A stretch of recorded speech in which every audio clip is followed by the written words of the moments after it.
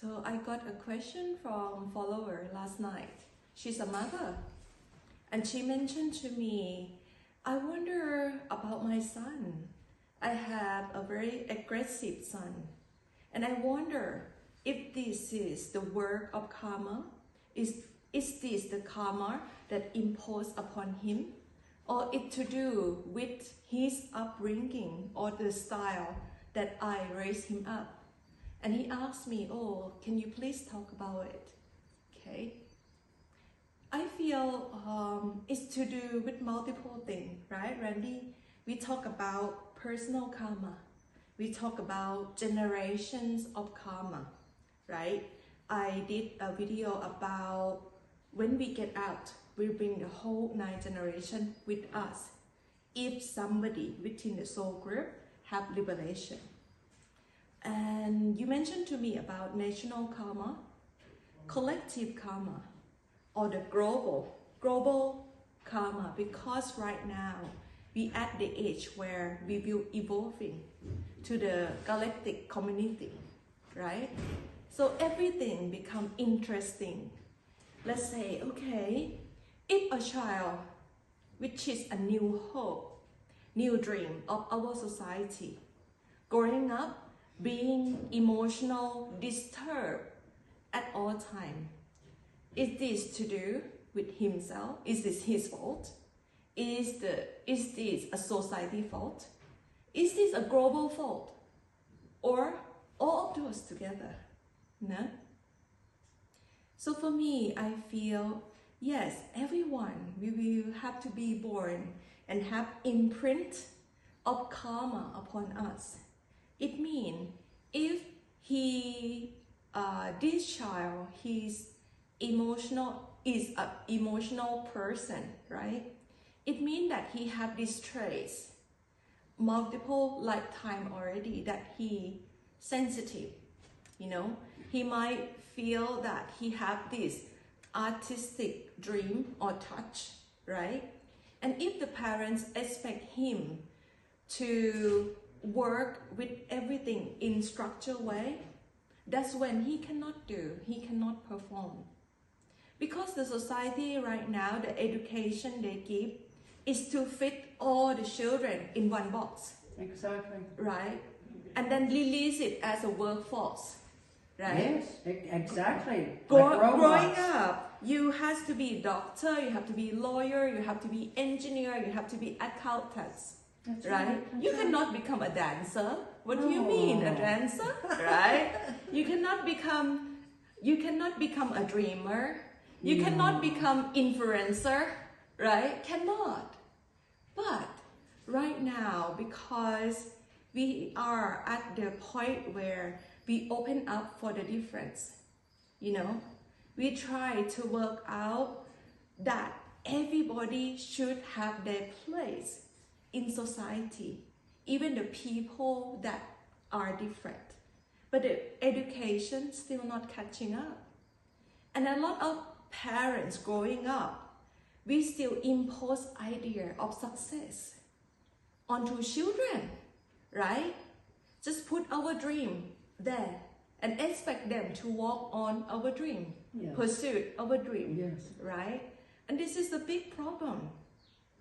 That's why I appreciate that right now we in spiritual community where we focus on spiritual evolution, spiritual education for children, for everyone, for you, for me, for all age. And we found ourselves that 5 generations here live together. We will have a child of 7 to 10 years old.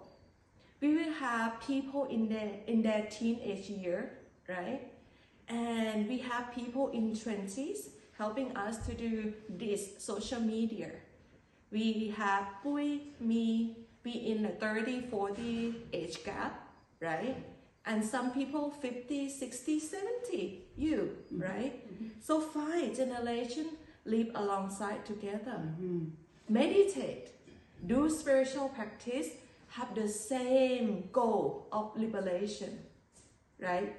Have the same study about who am I, why I'm here, where I'm coming from, Where do I go after I die?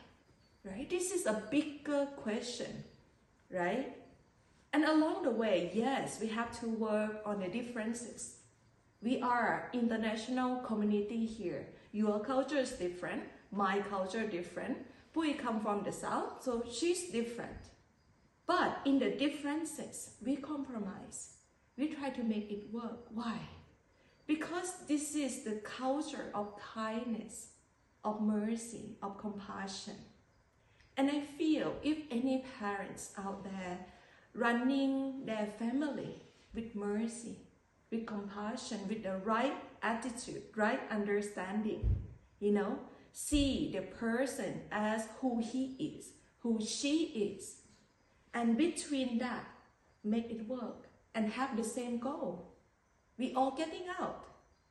Goal of liberation that, okay, we have a lot of differences about age gap, culture, and everything. But then, one liberation, right? How do we get out in this lifetime and not coming back for another lifetime?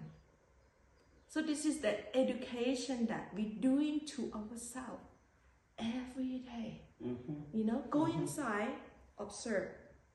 Okay, what is my mistake? What do I need to learn? What do I need to fix within myself today? So I can be a better person tomorrow, right? And if everyone in charge and doing this in the community, that society will be a better society. Tomorrow, do not need for 10 years or 100 another years. generation Yes. to do it for us. Absolutely. Yes. Beautifully said. And now that we have such accelerated growth, the human race is becoming more spiritual. So suddenly with that introspection and evaluation of our own weaknesses, we stop projecting them onto the next generation, and we're clear enough to see that what we saw as a flaw, maybe they don't speak the way we want them to speak, but they're telepathic. Yeah. Maybe they have gifts that we have not even yet imagined, and that's the beauty of it. Then you get to the point that you see there's really no good or bad. There's no weakness or strength. There's no culprit here. We're all learning the same things at different times. Yes. And I feel it depends on the readiness, right?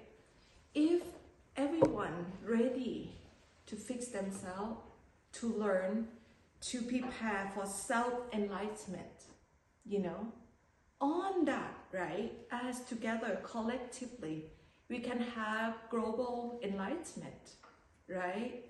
We can have galactic enlightenment going on, right? Yes, yes. It just starts from here, actually. And if we blame everything, it's the work of karma. Everything is the fault of karma. And within that, we feel so helpless and hopeless. Then we don't want to develop. We put into a human life only because we can develop our karma, right? Fix the story, that we have been told we are being like this and that. You fix yourself, you do what you want to tell the world about you, right? Make the change wherever you are. Within. That's beautiful. And another thought that just came to mind is we're so fixated on good or bad, right or wrong, that, we forget not only that they may not be flawed, but we may not be flawed. We have a son like that maybe because we were developing an unconditional love and a big heart, and we came to give a gift to someone that no one else would understand. Yes. So I feel aggressive is the sign of lacking of love. It's the craving of attention. It means everything, every being, right? They need more and more love. For example, if you adopt a cat, and that cat feel angry all the time, run away, you're not even allowed to pet him or touch him, it means that's lacking of love. Along the way, he might get abused, right? He might feel hurt and sad, right? And as long as we continue to work with love, with understanding, with compassion, everything will work. But then, every human right now, we have a hole inside our heart. Mm-hmm. We can't even love ourselves properly. Mm-hmm. Which causes us to be defensive. Yes. I've heard it even said that basically there are only two emotions, love and fear. And that fear can come out in many strange emotions like overwhelm, like aggression. Of course, the most common one is intimidation, because what they're really saying is, I'm afraid of you. So what they do is hurt you first, the cause of all wars. I'm afraid if I share with you, I will be harmed. And of course, love, we don't tend to see the fractals of love quite as easily, but yes, compassion, forgiveness, and so forth and so on. But it all comes down. I love what you say when you say that we don't have 10 tenets. We don't have 4 noble truths. We have one truth, and it's love. Yes. Because that covers all the rest. Mm-hmm. People came to me, they said, I love Master so much, but I hate myself. And that's not gonna work, right? Or I love Master so much, I love myself, but I cannot love all my friends. That also cannot work. It means that whoever found true love inside, they have to love oneself, love the Master, love the whole community. And that love have to give to each and everyone equally. And that's when you raise above the mind, that we can do it. And this is the whole study, what we try to do, how to raise above and beyond the grip of the negative mind.